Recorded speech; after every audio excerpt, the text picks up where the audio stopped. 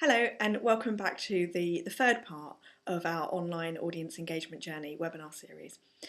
We've already looked at setting the context for this webinar series, so looking at what we actually mean by the audience engagement journey and the 5 stages and the model that we're following in this, and what we actually mean by digital and social media in this context. And we've already had a look at the awareness raising stage. So now we're looking at the interest stage. So this is the point at which people know that you exist. They know your brand name. They potentially know that you might have something that's relevant to them and to offer them. So this is the stage at which they're beginning to start to find out a little bit more about you. So let's dive in and have a look at that stage. So they know of you, but they don't know much about you. They don't know what your reputation is. They don't know really what you have to offer them. They just know there's something potentially of mutual interest here. So what are they not doing at this stage? Well, they're certainly not becoming your friend or your fan on social media sites. They're not yet ready to connect with you. They don't feel bought into you. So they're not necessarily going to become a fan of your Facebook page. They're certainly not giving you all their attention. They're probably scanning around a lot of different organisations at this stage, your competitors within the sectors in which you work, and also other organisations and activities that are going on in their lives that are just detracting away from the time that they could be spent looking at you and your organisation. So sometimes we need to bear in mind that competitors aren't just people within our own sector, but they're organisations, there are hobbies, their interests, their the video of a dog skateboarding on YouTube, whatever it might be that they might be looking at, rather than looking at your organisation. And the other thing they're not going to do is they're probably not going to join a community that you have set up for yourself. So if you were to set up, for example, a community for prospective students, or a community for parents who are thinking of sending their child to your school, at the interest stage they're unlikely to actually join that because they're just not in what I think of as the join mentality. They're not yet bought in enough to your organisation to feel ready to create a login, create a password, whatever it might be, and become part of a community. But so what are they doing? Well, they might certainly be looking at your website at this stage. So we know that in the awareness raising stage, search is really important. And hopefully, if you've got your search optimization sorted, then your website will be coming up really, really high in those results. So if not the top. So they will hopefully be on your website.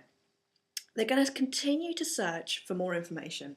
Now, the shift from the awareness stage to the interest stage is that in the awareness stage, they're not putting your brand name into the search, whereas at the interest stage, they might be. So now they're going to start finding information that is more specifically about you rather than the subject area or the sector in which you're based. And as a consequence of them doing this search, one of the things that they will probably find quite high in their search results is your Wikipedia page if you have one. I'm going to park that for a second, we're going to look at that again in a minute. They might be watching some videos that you've got. If you've got a YouTube channel, for example, again, they might come out quite high in search results if they're well tagged, and if they're searching for the right terms that have driven them to you. So at this stage, the digital end of digital and social media is quite important to us. Again, it assists with our search, and it's the kind of content that people will watch and consume. At this stage, they might be in the spectator mentality rather than be engaging in any kind of dialogue with you. But they might, and we always need to bear this in mind, be engaging in dialogue with other people. So the two things here, they might be asking around and they might be looking at your Facebook page, but they might not be joining it. One of the things we see when we quite often do studies with prospective students of universities, for example, is that they will say in those studies that the university's Facebook page didn't influence them in terms of them making their decisions about going to university, or they didn't really look at it. But they will say that one of the things that influence them quite strongly is other people, the core influences on them, their parents, their teachers, their friends, their peers, whoever it might be. Now, what we do see is higher numbers of students saying that those conversations have happened through social media sites. So they might not necessarily be going to your corporate presence on a social media site, but that doesn't mean they're not talking about you on these sites and spaces. So that's worth bearing in mind. Always know who the influencers are, and then how you might be able to reach those influencers. Because the influencers might be further down this journey. They might have already had something to do with you. They might certainly be at the credibility stage with you. They might be an alumnus of your university or your school. So bear in mind these things. They might start to look at your Twitter feed, and they might start to think about requesting a brochure or a prospectus at this stage. Now, it's always worth bearing in mind, therefore, how our offline activities then start to integrate with online communications and new digital technologies available to us. So these things should never ever be treated in isolation, even though this webinar series is focusing on the online. What I'd like to show you now is an example from Kendall College of their augmented reality prospectus that they launched in 2011.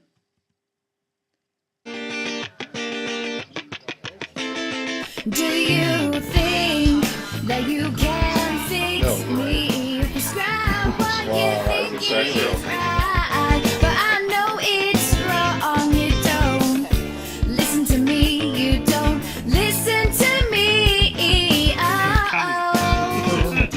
I've not seen that done before. I'm not mental. I'm not unstable. I just like to see things differently. Is that not what you expected? So you can see there the way that they're using digital technologies to integrate with an offline method of communication. So that's quite important now when we think about how to integrate our marketing and communications and the way in which these things work together. So never ever treat them as separate, always think of them as one big whole, and work out where we can do things like include something as simple as a QR code or a short URL in print publications, or the icons, social media icons, to just send out a signal to people in your print publications that you do have a presence in social media sites and that they might want to think about engaging with you there. So just some of the things that they might be doing at this stage that are worth just having a think about. They might be doing things like going to sites like the Student Room and having a conversation. Now at this stage they probably don't necessarily want to start having a dialogue with you because they're not quite sure about you just yet. They don't really know whether they want to get to know you, and they certainly don't want to then open up something that's going to end up with them being spammed by you. So at this stage they might be reaching out to other people and trying to find out about you there. So this example is someone trying to find out the best university in Scotland. Not a particularly well phrased question, but clearly she's aware of the universities in Scotland and is therefore now starting to test out which is the best, basing it on some strange measures there. But the other thing that they were doing, and we mentioned this very briefly, is searching for you on Google, and that returning your Wikipedia page is quite high. So this is Civic College in Essex. This is a Google search for them. First search result, unexpectedly in this case, their own website, but the second search result on here, their Wikipedia page. Now this is fairly typical for a lot of universities, colleges and schools, that we will see their own website as one of the top results, but their Wikipedia page very often falls very high behind a few of their own web pages, if not the second search result. So that's something we need to be really aware of, because while we're doing activities that are at the digital end of the digital and social media spectrum at this stage, one of the things that is coming up is something that's right far over on the right at that very, very hyper social end of social media. Wikipedia page being a space where anyone can just go and edit it, as we can see in this short video. So I've now clicked through and I'm now on CVIC College's Wikipedia page. Now, their page when I recorded this video really didn't have very much information about them. So that in itself is a slight disadvantage, because actually sometimes Wikipedia pages can say things that are helpful. Now, everything on there has to be neutral. If you go onto a Wikipedia page and you say anything that's deemed even remotely marketing speech or promotional, then someone will come and flag that Wikipedia page up, possibly remove the contents that you've made. And I even know of some people that have actually been blocked on Wikipedia because they've put content in that is perceived to be advertising. So here you can see me. I've gone onto their Wikipedia page. I've just clicked that little edit button, and I'm just adding just a little bit more information in there. I've just typed that information in. In the edit summary box there, I'm just saying what I've done. This is just useful for an editorial point of view, that Wikipedia keeps a record of what the changes that people have made, and this is where you can kind of justify the changes that you've made and why you've made them.